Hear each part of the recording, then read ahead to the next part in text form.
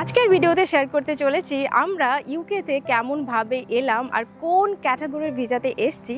আমাদের জন্য সবথেকে একটা ইম্পর্ট্যান্ট ব্যাপার ছিল, আর আমি এখানে স্কিল্ড ওয়ার্কার ডিপেন্ডেন্ট ভিসাতে আমি এখানে প্রায় 3.5 বছর ধরে একটা জবও করছি। তো যারা প্ল্যান করছেন ইউকে আসছেন, স্কটল্যান্ডে আসতে চান, হ্যালো সবাইকে, স্কটল্যান্ড থেকে আমি সুজাতা। আমার নতুন একটা ভিডিওতে সবাইকে অনেক অনেক ভালোবাসা। আজকের ভিডিওর মাধ্যমে শেয়ার করতে চলেছি আমি স্কটল্যান্ডে মানে ইউকেতে কিভাবে এলাম। আজকের ভিডিওটা খুবই হেল্পফুল হতে চলেছে যারা ইউকেতে আসতে চান, যারা স্কটল্যান্ডে আসতে চান, অথবা যারা ইউকের অন্যান্য সিটিতে আসতে চান, তাদের জন্য খুবই হেল্পফুল হতে চলেছে। আজকের ভিডিওর মাধ্যমে আমি শেয়ার করতে চলেছি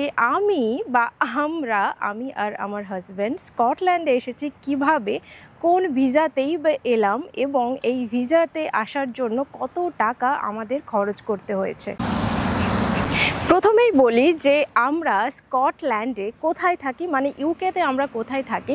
যারা আমার ভিডিও রেগুলার দেখে থাকেন তারা অবশ্যই জানেন যে আমরা স্কটল্যান্ডের ক্যাপিটাল সিটি এডিনবরা শহরে থাকি। একটা সুন্দর শহর, খুবই সেফ এবং পিসফুল একটা শহর। যারা ফিউচারে ইউকেতে আসতে চান তারা স্কটল্যান্ডে প্ল্যান করতে পারেন, খুবই ভালো লাগবে। তো চলুন এক এক করে বলি যে আমরা কোথায় থাকি, কিভাবে এলাম, কত টাকাই বা খরচ করতে হলো ভিসার জন্য। কারণ আমি জানি অনেকেই জানতে চান, আমার ভিডিওতে অনেকেই কমেন্ট করেছেন যে আমরা কোথায় থাকি এবং কিভাবেই বা এলাম। এবার বলি যে আমরা ইউকেতে বা স্কটল্যান্ডে কবে এসেছি। প্রথমেই বলি আমি আর আমার হাজব্যান্ড মিলন আমরা ইউকেতে এসেছি 2021 সালের অক্টোবর মাসে। অক্টোবরের একদম 1 তারিখ, 1 অক্টোবর আমরা এসেছি। আর দুজনেরই প্রথমবার বিদেশে আসা, তো অবশ্যই ডেটটা মনে থাকবে, আমার মনে হয় সবারই মনে থাকে। তো আমরা এসেছি সেই কোভিড টাইমে, তখনও কোভিড ভালো মতোই ছিল দেশে। তো অনেক স্ট্রাগলের পর ভিসা পেয়েছিলাম, অনেক লেট হয়েছিল, বাট হ্যাঁ ফাইনালি পেয়ে আমরা অক্টোবর মাসে এসেছিলাম। আর আমার খুব ভালো করে মনে আছে আমরা যখন প্রথম এদেশে আসি, পুরোটাই দেশ থেকে একদম সব কিছুই আলাদা। প্রথমে মনে হয়েছিল যে হ্যাঁ জায়গাটা খুবই সুন্দর, বাট অনেক কিছু শেখার আছে। তো আমরা দুজনেই একসাথে মিলেমিশে এক এক করে অনেক কিছুই শিখেছি। আর আমার মনে হয় শুধু আমাদের নয়, সবারই যখন বিদেশে প্রথম আসেন সবাইকেই নিজেদের মতো করে স্ট্রাগল করতে হয়। তো আমাদেরও প্রথমে এসে অনেক অনেক স্ট্রাগল করতে হয়েছিল। সে এক আলাদা কাহিনী, সেটা এক সময় পরে কোনো একটা ভিডিও দ্বারা আমি শেয়ার করব। আচ্ছা, এখন বলি যে আমরা স্কটল্যান্ডে মানে ইউকেতে কেন এলাম, কি কারণেই বা এলাম। আমরা এখানে রয়েছি প্রায় 3.5 বছর হয়ে গেল। আমরা এসেছি 2021-এর 1 অক্টোবর, আর এখন মে মাস। এখন বলি যে আমরা ইউকেতে কেন এলাম। আমরা মেনলি এসেছি আমার হাজব্যান্ড মিলন এখানে এডিনবরা ইউনিভার্সিটিতে, মানে ইউনিভার্সিটি অফ এডিনবরাতে পোস্ট ডক্টরেট করছে। ও ইন্ডিয়া থেকেই কিন্তু অ্যাপ্লাই করেছিল এডিনবরা ইউনিভার্সিটিতে জবের জন্য, তারপর ইন্ডিয়া থেকেই সিলেক্টও হয়েছিল। তারপর আমরা প্ল্যান করলাম যে আমরা স্কটল্যান্ড আসছি। তো ফাইনালি আমরা এখানে রয়েছি। এবার বলি যে আমরা স্কটল্যান্ডে কোন ক্যাটাগরির ভিসাতে এসছি। কারণ আপনি যদি ইউকেতে আসতে চান, স্কটল্যান্ডে আসতে চান, অনেক ধরনের ভিসার ক্যাটাগরি রয়েছে। আর আমি বলি যে আমরা কি ধরনের ভিসাতে এসছি। আমরা স্কিল্ড ওয়ার্কার ভিসাতে এসছি, আর আমি এখানে স্কিল্ড ওয়ার্কার ডিপেন্ডেন্ট ভিসাতে এসছি। যেহেতু আমার হাজব্যান্ড মিলন এখানে পোস্ট ডক্টরেট করছে এডিনবরা ইউনিভার্সিটিতে, তো ও অ্যাপ্লাই করেছিল স্কিল্ড ওয়ার্কার ভিসা। তো আমরা অ্যাপ্লাই করেছিলাম 2021 সালে, মানে এখন 2025। এখনকার থেকে তখন অনেকটাই ভিসার ফিজ কম ছিল।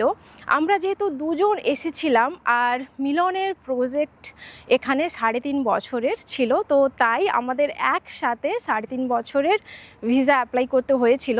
তখন 2021 সালে ভিসা ফিজ ছিল, মানে সব কিছু মিলিয়ে হেলথ সার্চেস, ভিসা ফিজ, আরও অনেক কিছুই অ্যাপ্লাই করতে হয়েছিল ওকে। নারিক সার্টিফিকেট, কারণ যদি আপনার হায়ার এডুকেশন না থাকে, হায়ার কোয়ালিফিকেশান না থাকে, তাহলে আইএলস এক্সাম দিয়ে কোয়ালিফাই হয়ে আসতে হয়। ওর যেহেতু পিএইচডি কমপ্লিট করা ছিল, তাই ওকে নারিক সার্টিফিকেট, আরও অনেক কিছুই ভিসার প্রসেসিং ছিল। আমি অন্য কোনো ভিডিওতে স্কিল্ড ওয়ার্কার ভিসা নিয়ে আলোচনা করব, সেখানে ডেসক্রাইব করব অনেক কিছু। তো আজকে বলি যে 2021 সালে আমাদের কত খরচ হয়েছিল। 2021 সালে আমরা 3.5 বছরের ভিসা করেছিলাম দুজনের, তখন প্রায় 7 লাখ খরচ হয়েছিল। আর এখন 2025-এ সেটার খরচ হয়ে দাঁড়িয়েছে সব কিছু মিলে 12 লাখ। তাহলে বুঝতেই পারছেন। আর এটা প্রতি বছর চেঞ্জ হয়, সময় অনুযায়ী ভিসা ফিস সব কিছু চেঞ্জ হতে থাকে। আর প্রতি বছর এই ভিসা ফিস চেঞ্জ হতে থাকছে, মানে অনেকটা পরিমাণে বাড়তে থাকছে। তো যারা প্ল্যান করছেন ইউকে আসছেন, স্কটল্যান্ডে আসতে চান বা ইউকের অন্য কোনো শহরে আসতে চান, তারা খুব শিগগিরই প্ল্যান করুন, কারণ প্রতি বছর এরা বাড়তে থাকছে আর অনেকটা পরিমাণে কিন্তু টাকা আপনাকে পে করতে হচ্ছে। আমাদের জন্য সব থেকে একটা ইম্পর্ট্যান্ট ব্যাপার ছিল, সেটা হলো আমরা ইন্ডিয়া থেকে যখন ভিসা অ্যাপ্লাই করেছিলাম এই স্কটল্যান্ডে আসার জন্য, এডিনবরা ইউনিভার্সিটিতে জব করার জন্য মিলনের, তো ইউনিভার্সিটি আগে থেকেই বলেছিল যে প্রথমে আমাদের ভিসা যা কিছু কস্ট সেটা আমাদেরকে পে করতে হবে, তারপর ইউনিভার্সিটি সেই পুরো টাকাটা আমাদের দিয়ে দেবে। তো সেটাই হয়েছিল। আমরা যখন প্রথম আসি, আমরা ওই টাকা ম্যানেজ করে ভিসা ফি সব কিছু কমপ্লিট করেছিলাম, সব কিছু যা যা করার থাকে, তারপর এখানে এসেছিলাম।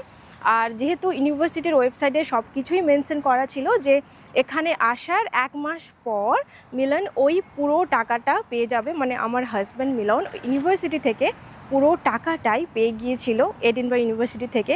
যদিও বা সব কিছু, মানে ইউকের সব ইউনিভার্সিটি এই ভিসা ফি সব কিছু রিএম্বার্সমেন্ট করে না, কিন্তু কিছু কিছু ইউনিভার্সিটি রয়েছে যে পুরো টাকাটাই আপনাকে কিন্তু দিয়ে দেয়, অ্যাজ এ স্পন্সরশিপ হিসেবে রিএম্বার্সমেন্ট হয়ে যায়। তো আমাদের ক্ষেত্রে এডিনবরা ইউনিভার্সিটি তাই করেছিল, যে থ্যাংক গড আমাদের ওই টাকাটা প্রথমে ম্যানেজ করেছিলাম, বাট পুরো টাকাটা আমরা ইউনিভার্সিটি থেকে পেয়েছিলাম।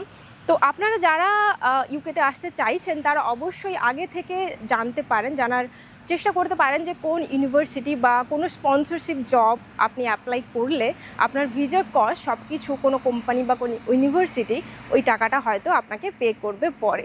তো তাহলে খুবই ভালো হয়, কারণ এখন তো 2021 নয়, আমরা 2021-এ এসেছিলাম, এখন 2025, অনেকটাই টাকা। 2026-এ, 2027-এ আরও পরে পরে ইনক্রিজ হবে। তো আপনারা যারা আসতে চান, আমি বলবো যে খুব তাড়াতাড়ি প্ল্যান করুন আর এখানে চলে আসুন।